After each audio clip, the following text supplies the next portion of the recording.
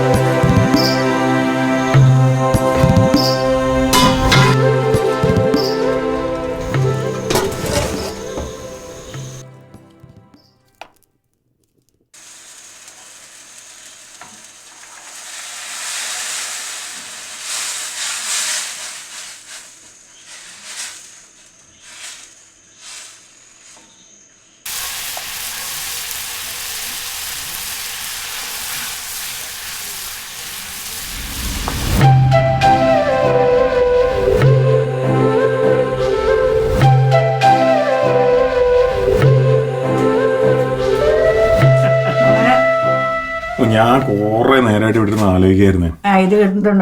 അല്ല അതല്ല അമ്മച്ചി ഇവിടെ ഇരിക്കുന്നത്. ഞാൻ കുറെ നേരമായിട്ട് ആലോചിച്ചോണ്ടിരുന്ന അമ്മച്ചിയുടെ ഒരാൾ UK അപ്പൊ നമ്മളെ പല സ്ഥലത്തൊക്കെ പോയിട്ട് ജീവിക്കുമല്ലോ. അപ്പൊ രാവിലെ എഴുന്നേക്കുമ്പോൾ ചിലപ്പോൾ തോന്നും ഇഡ്ഡലി വേണം, ദോശ വേണം. മാവ് കാണൂലല്ലോ, കാരണം എന്താ വെച്ചാൽ തലേന്ന് ഇത് വെള്ളത്തിലൊക്കെ പിന്നെ ഇത് പുളിക്കണം, പല പ്രശ്നങ്ങളുണ്ട്.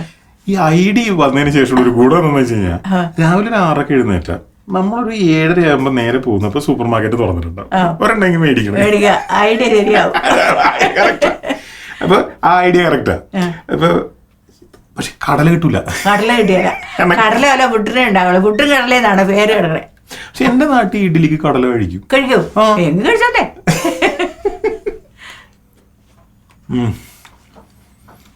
ഇതിന്റെ ഒരു സമാനം എന്ന് വെച്ച് കഴിഞ്ഞാല്, ഈ സാധനം ഫ്രഷ് ആയിട്ട് വേറെ കുഴപ്പങ്ങളൊന്നും ഇല്ലാതെ കിട്ടുന്നുണ്ട്.